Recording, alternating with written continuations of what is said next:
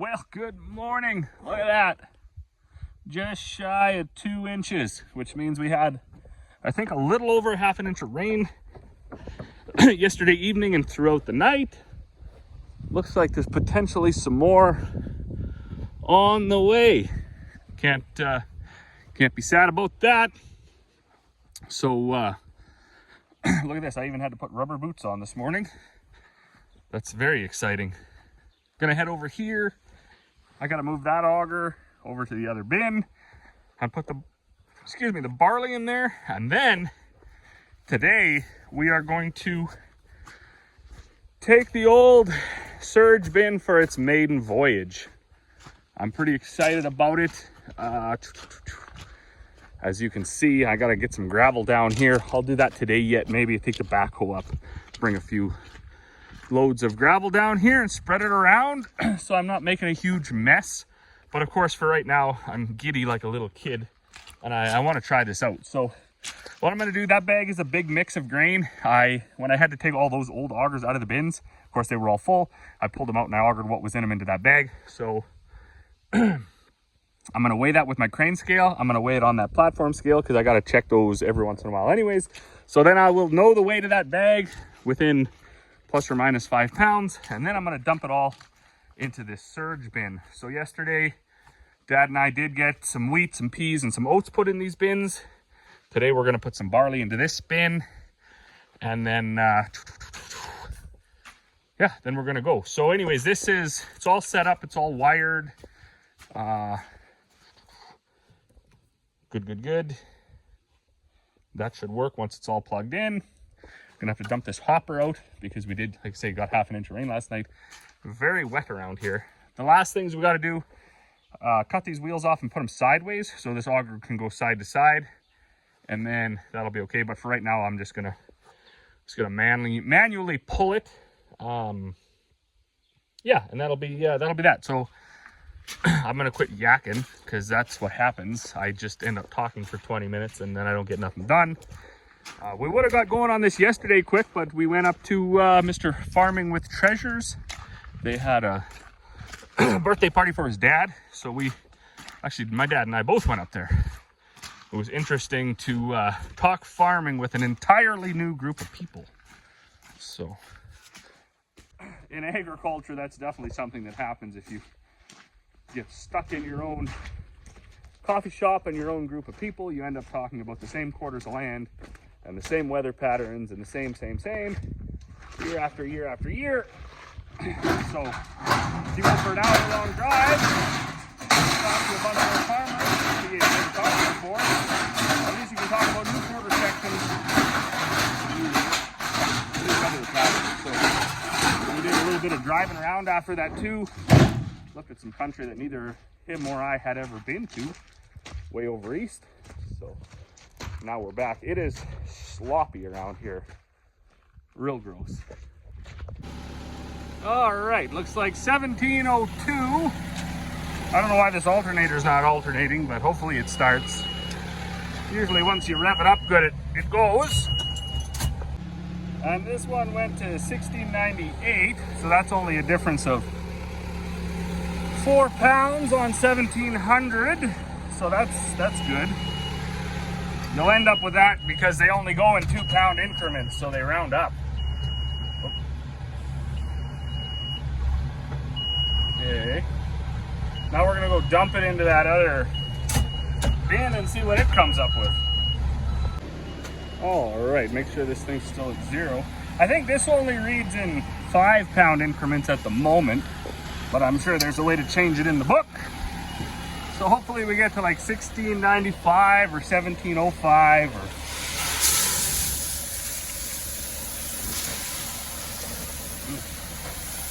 Okay.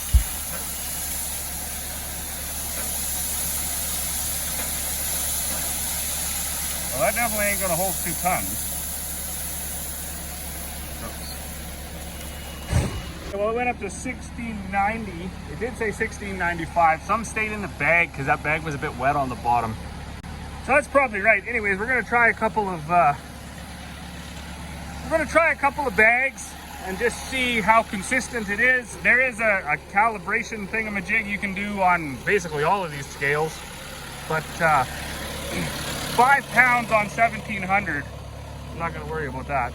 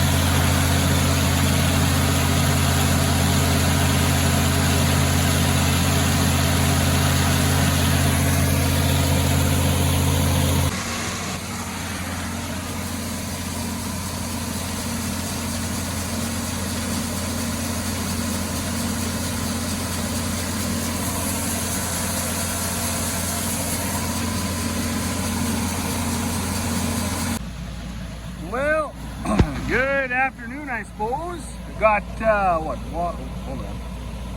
1, 2, 3, this will be 4 tons made in, I think, like 45 minutes. Don't quote me on that. This is too small. Dang. Dang, dang, dang. My machinist buddy let me down.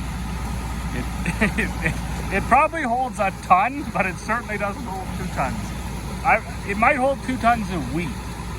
Maybe 2 tons a week. So it's okay. There's nothing wrong with that. I was hoping to get down to making only 1 ton batches faster, because I just think you probably get a better mix, a little less stress on the gearbox and everything like that. So it's fine. I'm content with it. I probably will look to sell this though, and we'll change it from those really steep slopes down to basically straight walls until you get to the bottom, because I don't have to worry about the clean out when you're just mixing whole grains, right? They flow pretty good. It's the guys mixing molasses and feeding cattle that way that they're going to have to worry about cleaning it out. So anyways, I cannot believe this thing works. Everything worked as it should right out of the gate. I'm pretty much running ear to ear. I don't even know what to do with all the extra time.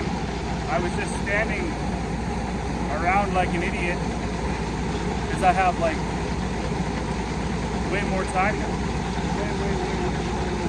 Way more time. Unbelievable. Well, good evening. What an absolutely beautiful evening it is. I had things rolling over there, and let me tell you what, grinning ear to ear. So that tank is too small, unfortunately. It basically holds a ton, which, meh, that's okay. And you know what? Even the fact that it holds, if it held half a ton, that would be good enough, because it saved. I mean, I actually shut that off for a while while the mixer was mixing, and I was filling the surge bin with the next batch to go in there. Yeah, it's doing exactly what I had hoped it would do. And if you watch the last video or the video before, you'll see, or you can remember, that that bin is not welded down or bolted down or anything. It's just sitting in a cradle. So if somebody passing by comes over and looks at this and says, hey, I'd really love to have that at my place for feeding cows, well, we'll just pull these augers out, lift it up out of the cradle, load it onto their truck, and off they go. And I will get another one built. And the next one we build will go straight down to about here, and then we'll angle to the auger.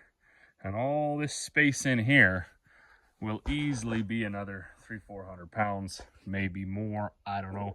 The other thing we can do, because these they just pull out, we just move that collar down, lift the augers up, and add a foot extension. Why not, right? Whatever we want to do.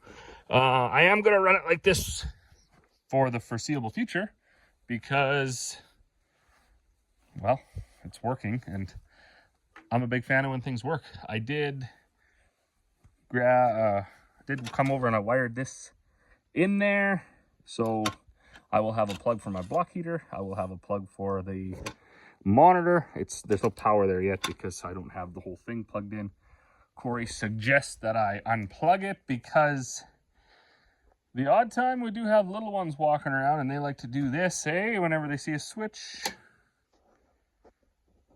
So we don't want to come out here in the morning and find out that somebody has unloaded all of the grain into the